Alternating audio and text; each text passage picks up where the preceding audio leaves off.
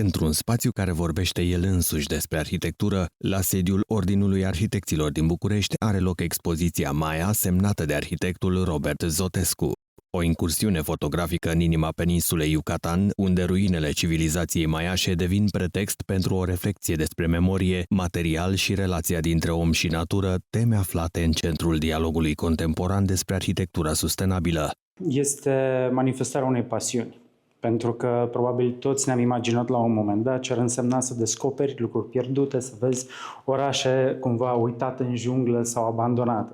Și cumva pe parcursul timpului eu mi-am urmat această pasiune. Cum am putut? A fost sub forma unor burse, sub forma unor călătorii și prin vari filme, prin tot felul de condiții de călătorie, făcând autostopul, făcând hitchhiking, oricum, printr-o aventură întreagă. Însă, cumva există o semnificație mai profundă. Unul la mână, în condițiile actuale, economice, climatice, politice și așa mai departe, cel mai bine un om inteligent învață din greșelile altuia.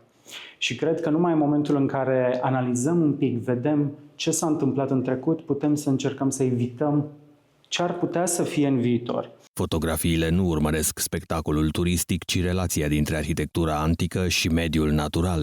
Este o tradiție care se întâmpla în secolul XIX și în secolul XX. Robert Zotescu, care este un foarte bun prieten, este de fapt un arhitect călător.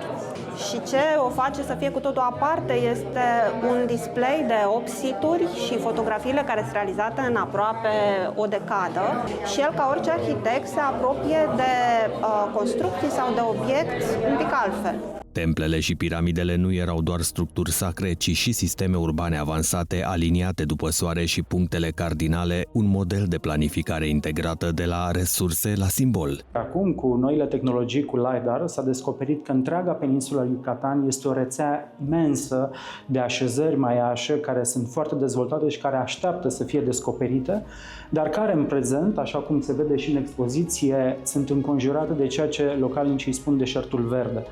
Pentru că, da, este plin de vegetație, dar au o mare problemă care cumva a dus la decăderea civilizației și anume nu au apă curentă, nu au râuri, nu au genul de relație cu apă. Nu au surse de apă, dar acele surse de apă pe care le au erau puternic legate de spiritualitate. Ele reprezentau intrarea către Xibalba.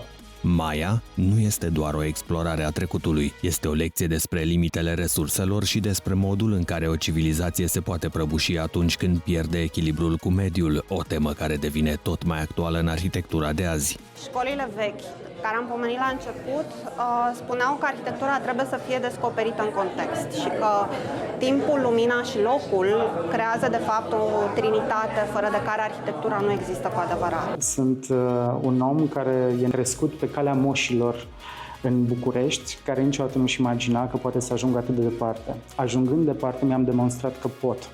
Și uneori ai nevoie să-ți demonstrezi că poți, ca să poți să-ți depășești anumite bariere și să găsești limitele, ca după aia să încerci să le depășești. Expoziția Maia poate fi vizitată până pe 26 octombrie și este o poveste despre cum spațiul construit devine martorul timpului și oglinda culturilor care au știut să trăiască în armonie cu el.